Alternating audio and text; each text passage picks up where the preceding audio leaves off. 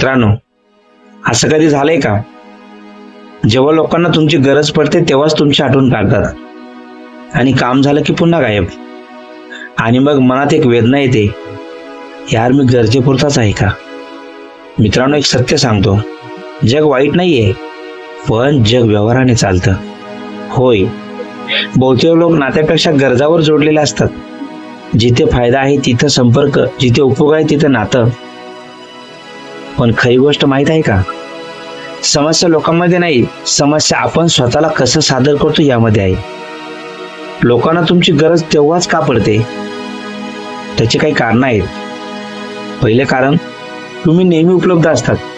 कधीही फोन करा, कधीही काम सांगा, तुम्ही तयार असतात. जे सहज मिळतं ना, त्याची किंमत नसते.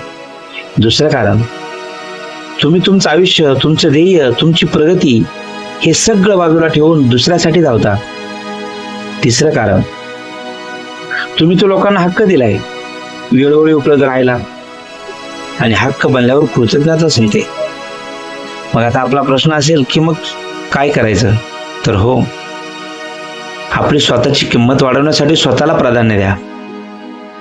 तुमचं काम, तुमचं भविष्य ह्यावर फोकस करा. नेहमी उपलब्ध राहू नका. कधीतरी नाही सांगा. नाही सांगणं हा स्वार्थ नाहीये, हा आदर आहे स्वतःबद्दलचा.